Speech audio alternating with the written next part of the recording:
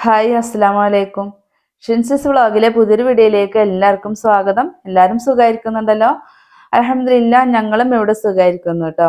അപ്പൊ ഞാനിന്ന് വന്നിട്ടുള്ളത് നമുക്കൊരു ബ്രേക്ക്ഫാസ്റ്റ് ആയിട്ടോ ഡിന്നർ ആയിട്ടോ ഒക്കെ കഴിക്കാൻ പറ്റിയിട്ടുള്ള വെറൈറ്റി ആയിട്ടും അതുപോലെ ഈസി ആയിട്ടും ടേസ്റ്റി ആയിട്ടുമുള്ള ഒരു ഇഡ്ഡലിയുടെ റെസിപ്പി ആയിട്ടാണ് ഇന്ന് വന്നിട്ടുള്ളത്. അപ്പൊ ഇതിന് നമ്മൾ തലേദിവസം അരിയും ഉഴുന്നും ഒന്നും കുതിർക്കാൻ വെക്കേണ്ട ആവശ്യമില്ല. കുതിർത്ത് നമ്മൾ അരി അരച്ച് അത് പൊങ്ങാനും വെക്കേണ്ട ആവശ്യമില്ല കേട്ടോ.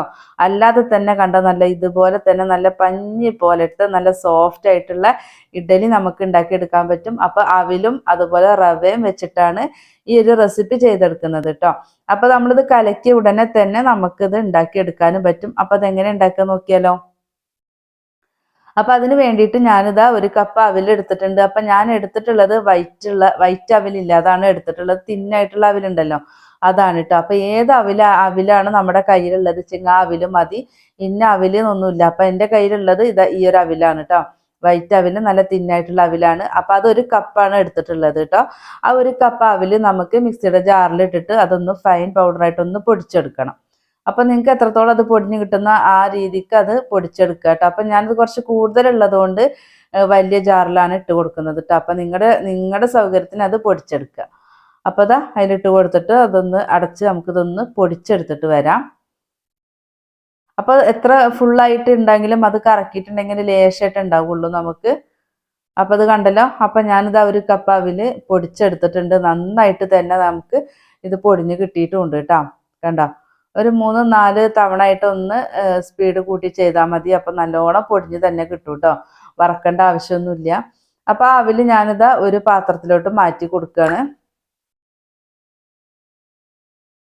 പിന്നെ നമുക്ക് അതിലേക്ക് വേണ്ടിയിട്ടുള്ളത് റവയാണ്. അപ്പൊ ഞാനിതാ ആദ്യം ഒരു കപ്പ് റവ ഞാൻ എടുത്തിട്ടുണ്ട്. നമ്മൾ അവിൽ എടുത്തിട്ടുള്ള ആ ഒരു കപ്പ് ഉണ്ടല്ലോ, ആ ഒരു കപ്പിന് നമുക്ക് 1/4 കപ്പ് റവയാണ് വേണ്ടത് കേട്ടോ. അപ്പൊ ഒരു കപ്പ് റവ ഞാൻ ചേർത്ത് കൊടുത്തു. ഒരു 1/4 കപ്പ് റവയും കൂടെ എടുത്തിട്ടുണ്ട്. അപ്പോൾ 1/4 കപ്പ് റവയാണ് ഞാൻ ഒരു കപ്പ് അവിലിന് വേണ്ടിയിട്ട് എടുത്തിട്ടുള്ളത്. പിന്നെ എൻ്റെ കയ്യിലുള്ള ഈ ഒരു തൈര് എന്ന് പറയണത് ഓവർ പുളി ഇല്ലെങ്കിലും കുറച്ചൊക്കെ പുളി ഉണ്ട് കേട്ടോ. അപ്പൊ അതുകൊണ്ട് ഒരു 1/4 കപ്പിന്റെ അടുത്ത് വരെ ഞാൻ തൈര് എടുത്തിട്ടുണ്ട്. അപ്പൊ നിങ്ങളുടെ കയ്യിൽ ഒട്ടും പുളി ഇല്ലാത്ത തൈരാണെന്നുണ്ടെങ്കിൽ ഒരു കപ്പ് തൈര് എടുത്തോളൂ കേട്ടോ. അതുപോലെ നല്ലോണം പുളിയുള്ളതാണെങ്കിൽ 1/4 കപ്പ് മതി. അപ്പൊ ഇത് ഓവർ പുളിയില്ല, പക്ഷെ കുറച്ച് പുളിയുണ്ട്. അപ്പൊ അതുകൊണ്ട് ഒരു 1/4 കപ്പിന്റെ അടുത്ത് വരെ ഞാൻ എടുത്തിട്ടുണ്ട് തൈര്. അപ്പൊ ഞാൻ പറഞ്ഞതുപോലെ പുളി ഇല്ലാത്താണെങ്കിൽ ഒരു കപ്പ് എടുക്കാം. ഓവർ പുളിയാണെങ്കിൽ ഒരു 1/4 കപ്പ് വരെ എടുത്താൽ മതി. എന്നിട്ട് അത് നമ്മൾ ഇതിലേക്ക് ഒഴിച്ചു കൊടുത്തിട്ട് നമുക്ക് ഈ ഒരു റവയും അവിലും ഒക്കെ കൂടി ഒന്ന് മിക്സ് ചെയ്ത് കൊടുത്തിട്ടുണ്ട് തൈര് ഒഴിച്ചിട്ട്. എന്നിട്ട് നമുക്ക് ഇതിലേക്ക് വെള്ളം ഒഴിച്ചിട്ട് ഒന്ന് മിക്സ് ചെയ്ത് വെക്കണം.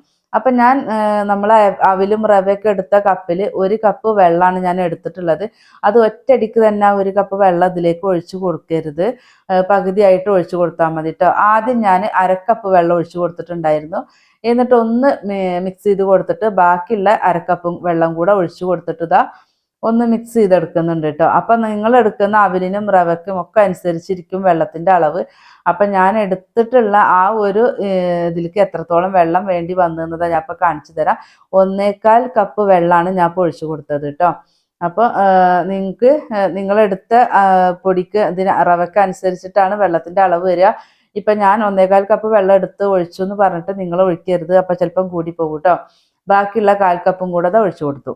അങ്ങനെ മൊത്തം 1.5 കപ്പ് വെള്ളമാണ് ഞാൻ ഈ ഒരു റവയിലും അവിലിലും കൂടിയിട്ട് ഒഴിച്ചു കൊടുത്തിട്ടുള്ളത്. ഇത് ഒഴിച്ചു കൊടുത്ത് നല്ലവണ്ണം തന്നെ ഒന്ന് മിക്സ് ചെയ്യുക. മിക്സ് ചെയ്തിട്ട് നമുക്കിതൊന്ന് റെസ്റ്റ് ചെയ്യാൻ വേണ്ടി വെക്കണം കേട്ടോ. അപ്പോൾ ഒരു 20 മിനിറ്റ് ഒന്ന് ഇരുന്നോട്ടെ കേട്ടോ. നിങ്ങൾക്ക് 20 മിനിറ്റിലും കൂടുതൽ വെക്കാൻ സമയം ഉണ്ടെങ്കിൽ വെക്കുകയൊക്കെ ചെയ്യാം. 20 മിനിറ്റ് എന്തായാലും വേണം കേട്ടോ. അപ്പോൾ 20 മിനിറ്റ് അവിടെ ഇരിക്കട്ടെ. നമുക്ക് അവിലും റവയൊക്കെയാണ്, അപ്പോൾ അതുകൊണ്ട് വെള്ളം നല്ല വലിച്ചെടുക്കും. അപ്പോൾ അതൊന്ന് സോഫ്റ്റ് ആയി കിട്ടാൻ വേണ്ടിയിട്ടാട്ടോ. ഇപ്പൊ ഞാൻ 20 മിനിറ്റ് വെച്ചിട്ടുള്ളൂ കേട്ടോ. അപ്പൊ 20 മിനിറ്റ് ആയപ്പോൾ ഞാൻ തുറന്നിട്ടുണ്ട്. അപ്പൊ ഈ സമയം നമ്മളുടെ ഈ അവിലും അതുപോലെ റവയൊക്കെ നമ്മൾ ഒഴിച്ചു കൊടുത്തിട്ടുള്ള വെള്ളം ഒന്ന് വലിച്ചെടുത്തിട്ടുണ്ടാവും. അപ്പൊ ഞാൻ ആദ്യം തന്നെ കുറച്ച് വെള്ളം കൂട്ടിയിട്ടാണല്ലോ വെച്ചത്. അതുകൊണ്ട് നമുക്കിത് ഇങ്ങനെയാണ് കിട്ടിയിട്ടുള്ളത്. അപ്പൊ ഇനി നമുക്ക് ഈ ഒരു കുതിർന്ന് ഇരിക്കുന്നത് ആദ്യം ഒന്ന് മിക്സ് ചെയ്ത് കൊടുക്കുക. എന്നിട്ട് നമുക്ക് കുറച്ച് വെള്ളം ചേർത്തിട്ട് ഇതൊന്ന് പാകാക്കി എടുക്കണം. അപ്പൊ ഇപ്പൊ ഞാൻ ആകെ 2 ടേബിൾ സ്പൂൺ വെള്ളം ഇട്ട് ഞാൻ ഒഴിച്ചിട്ടുണ്ടാവുള്ളൂ. വീണ്ടും ഞാനിത് 2 ടേബിൾ സ്പൂൺ കൂടെ വെള്ളം ഒഴിച്ചു കൊടുത്തു. അപ്പൊ എനിക്ക് പിന്നെ വേണ്ടി വന്നിട്ടുള്ളത് 4 ടേബിൾ സ്പൂൺ വെള്ളമാണ് എനിക്ക് വേണ്ടിയിട്ട് വന്നിട്ടുള്ളത്. അപ്പൊ ഈ ഒരു പാകമാണ് നമുക്ക് കിട്ടേണ്ടത്. നിങ്ങൾ വെള്ളത്തിന്റെ അളവ് നോക്കുന്നതിലേക്കാട്ടിലും നമ്മുടെ ഒരു ബാറ്റർ എങ്ങനെ ഇരിക്കണ്ടേ എന്നുള്ളത് നിങ്ങൾ ശ്രദ്ധിച്ചാൽ മതി കേട്ടോ. അപ്പം ഞാനിത് ഉപ്പ് ചേർത്തിട്ടുണ്ടായിരുന്നില്ല കേട്ടോ. ഇപ്പം ഞാനിത് ഉപ്പ് ചേർത്ത് കൊടുത്തിട്ടുണ്ട്. ഇനി നമുക്കിത് നന്നായിട്ട് മിക്സ് ചെയ്ത് കൊടുക്കുക. നമുക്ക് ഈ ഒരു വെള്ളം ഒക്കെ ചേർത്തിട്ടുണ്ട്, ഉപ്പ് ചേർത്തിട്ടുണ്ട്. അപ്പം ഇത് നന്നായിട്ട് തന്നെ ഇതുപോലെ കുറച്ച് സ്പീഡിൽ തന്നെ നന്നായിട്ട് മിക്സ് ചെയ്ത് കൊടുക്കണം കേട്ടോ നമുക്ക് ഈ ഒരു മാവ്. പിന്നെ നമ്മൾ ബേക്കിംഗ് സോഡയോ ഇനോയോ അല്ലെങ്കിൽ ഈസ്റ്റോ ഒന്നും ചേർക്കുന്നില്ല. നമ്മളിതാ കലക്കി ഉടനെ തന്നെ നമ്മൾ ഉണ്ടാക്കിയെടുക്കാൻ കേട്ടോ. അപ്പോൾ ഇഡലി ചെമ്പിൽ വെള്ളം വെച്ചിട്ടുണ്ട്. ഇഡലി തട്ടിൽ കുറച്ച് എണ്ണയൊക്കെ ഒന്ന് ഗ്രീസ് ചെയ്ത് കൊടുക്കുന്നുണ്ട് കേട്ടോ. അല്ലാതെ തന്നെ നമുക്ക് റവയുടെ ഇഡലി ആയതുകൊണ്ട് തന്നെ നമുക്ക് പെട്ടെന്ന് തന്നെ ഇതിന് വിട്ടുപോരും കേട്ടോ. കുറച്ച് സമയം നമ്മൾ അങ്ങനെ വെച്ചിരുന്നാൽ പോലും ആ ഒരു ഇഡലി നമുക്ക് ആ ഒരു ഇഡലി തട്ടുന്ന് വിട്ടുപോരും. അപ്പം എന്നാലും കുറച്ച് എണ്ണ തടവി കൊടുത്തിട്ടുണ്ട്. നമുക്ക് ഇഡലി ഉണ്ടാക്കുന്ന സമയത്ത് ഇത്തിരി എണ്ണമയം അടിഭാഗത്ത് കിട്ടുമ്പോൾ അത് നല്ല ടേസ്റ്റ് അല്ലേ. അപ്പോൾ ഇതാ കുറേശ്ശെ ഇതാ കോരിയിട്ട് ഇട്ട് കൊടുക്കുന്നുണ്ട്. അപ്പം ഞാനിത് ഇട്ട് കൊടുക്കുന്നത് നിങ്ങൾക്ക് മനസ്സിലാവും എത്രത്തോളം കട്ടിയിലുള്ള മാവാണെന്ന് കേട്ടോ. സാധാരണ നമ്മുടെ ഇഡലി ബാറ്റർ ഉണ്ടാക്കുന്ന പോലെയല്ല, കുറച്ച് കട്ടിക്കാണ് കേട്ടോ ഇത് ഇരിക്കേണ്ടത്. അത് ശ്രദ്ധിക്കുക. മുറിഞ്ഞു വീഴുന്ന രീതി ഉണ്ടല്ലോ, ആ രീതിയിലേ ബാറ്റർ ഉണ്ടാവാൻ പാടുള്ളൂ. അപ്പോൾ നമ്മൾ ഇഡലി ചെമ്പിൽ വെള്ളം വെച്ചിട്ടുണ്ടായിരുന്നല്ലോ, അത് ഇതാ നല്ലോണം തിളച്ച് മറിയുന്നുണ്ട്. ആ സമയത്ത് നമുക്ക് നമ്മുടെ തട്ടും കൂടെ വെച്ച് കൊടുക്കുകയാണ് കേട്ടോ. അപ്പോൾ ഇനി നമുക്ക് 10 to 15 10 മിനിറ്റ് 15 മിനിറ്റിൻ്റെ ഉള്ളിലാണ് നമുക്കിത് കുക്ക് ചെയ്തെടുക്കേണ്ടത്. അപ്പോൾ എങ്ങനെ നോക്കിയാലും ഒരു 10 മിനിറ്റ് ആകുമ്പോൾ നമ്മുടെ ഇഡലി വെന്തിട്ടുണ്ടാവും. അപ്പം നിങ്ങൾക്ക് അങ്ങനെ വെന്തില്ല, ഒരു സ്ക്യൂർ വെച്ചൊരു ഇറുക്കിൽ വെച്ചിട്ട് ഒന്ന് കുത്തി നോക്കിയിട്ട് വെന്തില്ല തോന്നുകയാണെങ്കിൽ 5 മിനിറ്റും കൂടെ വെച്ചാൽ മതി. അപ്പം ഞാൻ 10 മിനിറ്റ് ആയപ്പോഴാണ് ഇതാ ഞാൻ തുറന്ന് കാണിക്കുന്നത് കേട്ടോ. 10 മിനിറ്റ് ആയപ്പോഴത്തേക്കും നമ്മുടെ ഇഡലി സെറ്റ് ആയിട്ടുണ്ട്. അപ്പം നിങ്ങളൊരു 10 മുതൽ 15 മിനിറ്റ് വരെ ഇതിൻ്റെ കുക്കിംഗ് ടൈം നോക്കിയാൽ മതി കേട്ടോ. അപ്പോൾ നമ്മൾ ആദ്യം വെച്ചത് ആയിട്ടുണ്ട്. അപ്പം ഞാനിത് ആ ചെമ്പെന്ന് എടുത്തിട്ട് ഞാൻ ജസ്റ്റ് ഒന്ന് അവിടെ ചാരി വെച്ച് കൊടുക്കുന്നുണ്ട് കേട്ടോ. നമുക്ക് അതിലത്തെ ഒരു വെള്ളം ഉണ്ടാവുമല്ലോ, അപ്പം അതൊന്ന് ഈർപ്പൊക്കെ ഒന്ന് പോവാൻ വേണ്ടിയിട്ടാണ്. അതിന് ശേഷം നമ്മൾ ഇഡലി നമുക്ക് ഇതുപോലെ ഒന്ന് എടുത്ത് മാറ്റാവുള്ളൂ കേട്ടോ. അപ്പോൾ നമ്മൾ ഉഴുന്നും അരി അരച്ചിട്ടുള്ള ഇഡലി ആയിരുന്നാൽ പോലും അങ്ങനെ ചെയ്യുന്നത് നല്ലതാട്ടോ. അപ്പം ഞാൻ ആ സ്പൂണ് ജസ്റ്റ് ഒന്ന് വെള്ളത്തിലൊന്ന് ഡിപ്പ് ചെയ്ത് കൊടുത്തിട്ടുണ്ട് നമുക്ക് പെട്ടെന്ന് പോരാൻ വേണ്ടിയിട്ടാണ്. പക്ഷേ നമുക്ക് ഈ ഒരു റവയുടെ ഇഡലി പെട്ടെന്ന് തന്നെ നമുക്ക് ആ തട്ടുന്ന് പോരുന്നുണ്ട്.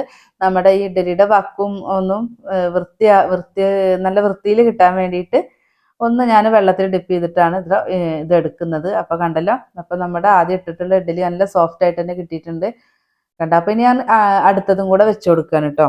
അപ്പോൾ കുറച്ച് എണ്ണ ഒന്ന് ഗ്രീസ് ചെയ്ത് കൊടുത്തിട്ട് നമുക്ക് നേരത്തെ പോലെ തന്നെ മാവൊന്ന് കോരിട്ട് കൊടുക്കുക. അപ്പോൾ മാവിൻ്റെ ഒരു പാകം നിങ്ങൾ ശ്രദ്ധിക്കുക. അതുപോലെ നമ്മൾ ഓരോ തവണ കോരി ഒഴിച്ച് കൊടുക്കുമ്പോഴും ആ മാവ് നല്ലോണം ഒന്ന് കലക്കി കൊടുക്കുക കേട്ടോ, എന്നിട്ട് എടുക്കുക.